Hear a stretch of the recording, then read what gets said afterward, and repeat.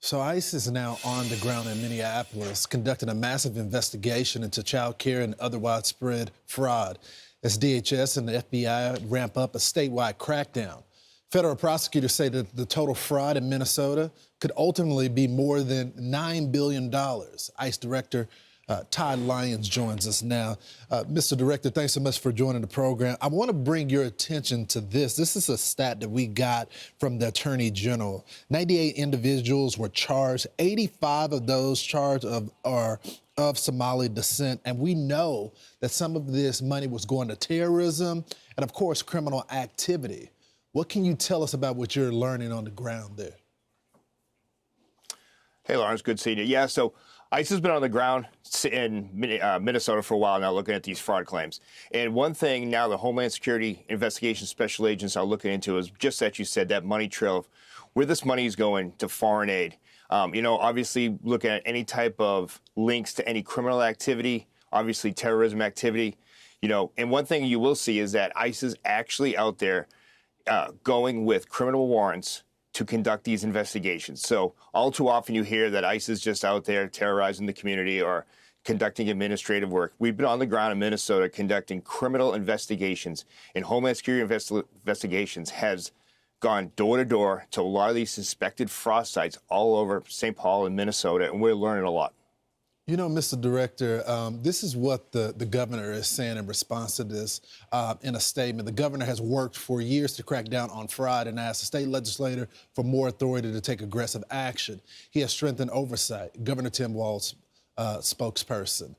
But they hadn't been aggressive, and it wasn't until your leadership, as well as the president's leadership, that you guys start serving these criminal warrants. So who dropped the ball here?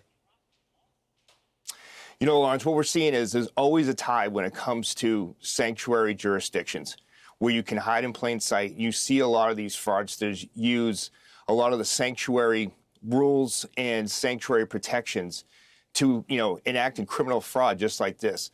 Secretary Noem has had us up in Minnesota. We had Operation Twin Shields with the FBI, CIS, and Homeland Security investigations. We were in September and November.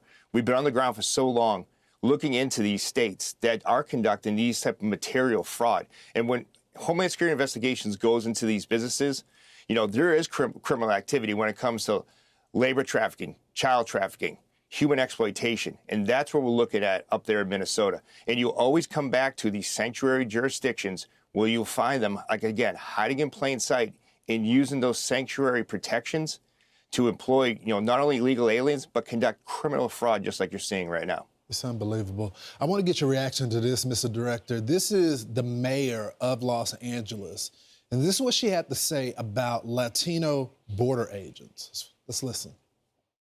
Well, in a way, I think it's sad. I think that those Border Patrol agents are going to have a difficult time when they're out in the field and they see what actually happens in real life, separate from their training. But I do understand that their primary incentive is financial. What's your response to that, Mr. Director? Those are just sad comments.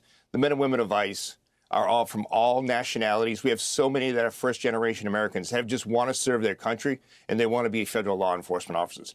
And it's really bad to politicize law enforcement in any aspect, but to take cheap shots at the men and women who put their lives on the line every day to go out there and serve the nation, to make their community safe. And it's just not a time and place for any type of elected officials to use, the fact of a racial profiling in reverse, targeting the men and women of law enforcement. Yeah, it's pretty insane, especially when you consider that the Border Patrol is 50% Hispanic. And of course, there's a lot of minorities that are policing federal agents in ICE as well. And you're leading with them, Todd. Mr. Director, thanks so much for joining the program. Great seeing you, Lawrence. Happy New Year. I'm Steve Ducey. I'm Brian Kilmeade. And I'm Ainsley Earhart. And click here to subscribe to the Fox News YouTube page to catch our hottest interviews and most compelling analysis.